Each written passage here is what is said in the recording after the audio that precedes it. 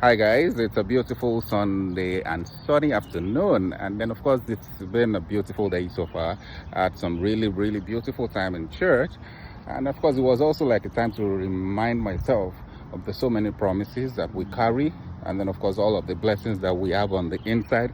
And sometimes we allow the challenges of life not help us tap into all of these things. We start thinking more about the fact that this week didn't go so well, and then we look more out the things that are not going so well, and then we start creating a culture of thinking, building negative castles instead of us focusing on the promises.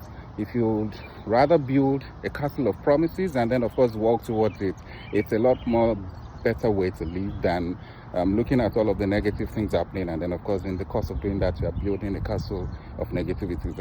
And you know what happens when you build a castle of negativity? Everything around you is negative. You respond to things in a very negative way. Little things trigger you. While on the other hand, if you have the castle of positive things, and then of course you know that these are promises that are already there, it's just for me to walk into it. The things that I do or not do will be the determinant whether I'm able to walk into the reality of all of these promises. So again, I'm reminded constantly that the difference between doing the ordinary and the extraordinary will be in the steps that we take on a daily basis. The difference between living a life of happiness and then a life of sadness will be in the kind of things that we consistently put our mind to.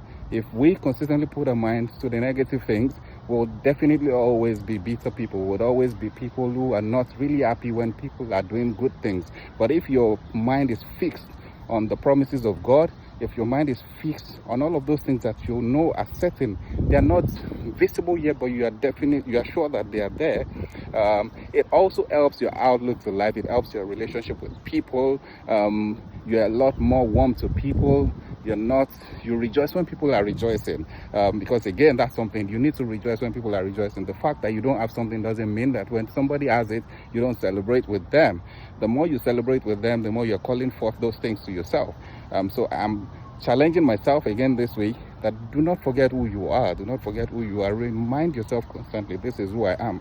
The circumstance at the moment may not look like it, but I am not defined by my circumstance. I'm defined by an assurance of God says about me. I'm defined by an assurance of all that He has deposited within me. All I need to do is to give birth to all of those realities. They are already in us. It's just for us to live it out. Give birth to it. It's just more like the way we pray for a pregnant woman to give birth to a child. We are also all pregnant with different things, with many good things. We just need to carry it to conception.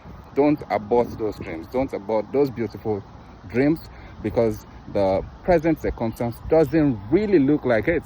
Please make sure that you keep pushing. Make sure that you keep pushing. Do not stop pushing.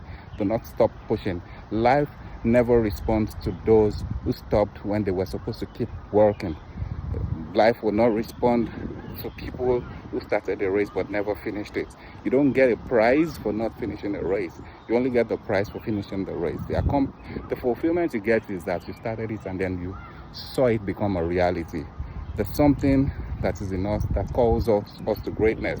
Do not let the circumstances around you make you think less of yourself.